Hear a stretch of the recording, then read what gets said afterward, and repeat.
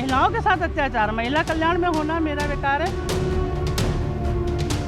मुझे ये भी नहीं पता चला कि डीएम ने भगा दिया, लेकिन अभी पता चल रहा है कि ये लोग जब गए थे तो इन पर मुकदमा भी लिखा दिया गया और भगा भी दिया गया। कानपुर देहात में प्रशासन की बुलडोजर की कार्रवाई के दौरान मां और बेटी की जिंदा जलकर मौत हो गई थी। बुधवार को दोनों मां बेटी का अंतिम संस्कार कर दिया गया। वहीं दूसरी तरफ मामले को लेकर सियासत लगातार जारी है। समाजवादी पार्टी से लेकर सरकार को लगातार घेर रही है। इसी बीच कानपुर देहात से विधायक और योगी सरकार में राज्य मंत्री प्रतिभा शुक्ला ने प्रदेश में महिला सुरक्षा को लेकर अपनी बेबसी जाहिर की है। उन्होंने कहा कि प्रदेश में महिलाओं के साथ अत्याचार हो रहा है, हम अपनी माँ बेटी को नहीं बचा पा रहे।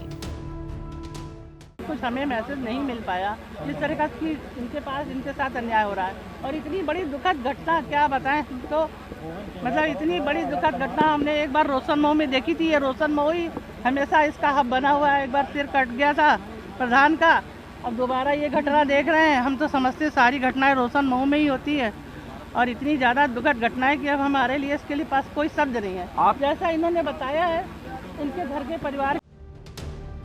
योगी सरकार में मंत्री प्रतिभा शुक्ला ने कहा कि हमें बहुत दुख हो रहा है। हम इस क्षेत्र के विधायक हैं और हमारे यहाँ ऐसी घटना हो रही है। महिलाओं के साथ अत्याचार हो रहा है। महिला कल्याण में होना मेरे लिए बेकार है। प्रतिभा शुक्ला आगे कहती हैं, हम अपने यहाँ की अपनी बेटी और माँ को नहीं बचा पा रहे।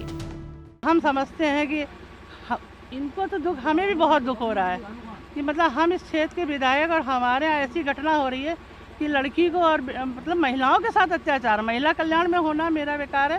तो हमारे यहाँ हमारी बेटी को ही हम नहीं बचा पा रहे हैं, माँ को नहीं बचा पा रहे हैं। इतने लोग खड़े हैं, कोई भी सहृदय होगा तो हम समझते द्रवित हो जाएगा। पहले वो निकालने की कोशिश करेगा, बाद में घर गिराएगा।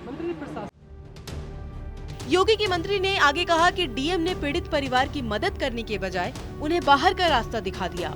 उन्होंने कहा कि विभागीय कार्यों में व्यस्तता की वजह से उन्हें इस बारे में कोई जानकारी नहीं मिल पाई कि गांव में क्या हो रहा है, नहीं तो व्यक्तिगत रूप से मामले को देखकर समाधान करती। कि जब 1 महीने पहले इनका घर गिराया गया था तो हम यहाँ पर आए थे और हम लोगों ने इस परिवार को सांत्वना भी दी थी और ये कहा था, डीएम को फ़ोन करके बोला था कि आप डीएम के पास चले जाओ।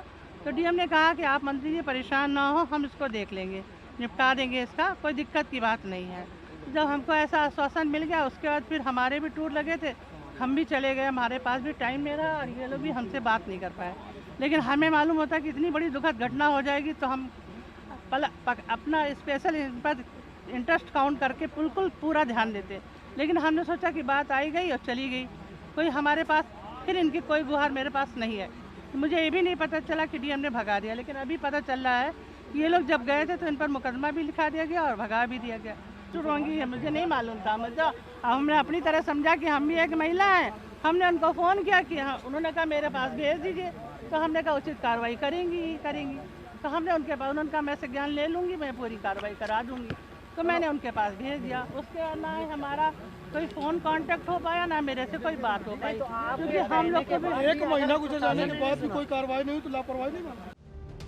आपको बता दें कि सोमवार को कानपुर देहात के रूड़ा थाना इलाके में मड़ौली गांव में प्रशासन की बुलडोजर की कार्रवाई के दौरान एक महिला और उसकी बेटी ने कथित तौर पर अपनी झोपड़ी में खुद को आग लगा ली, जिसमें मां और बेटी की जिंदा जलकर मौत हो गई। ये मामला अब राजनीतिक तूल पकड़ता जा रहा है। मुख्य विपक्षी सपा इसे लेकर सरकार को लगातार घेर रही है। समाजवादी पार्टी इसे हत्या बताकर सरकार पर आरोप लगा रही है।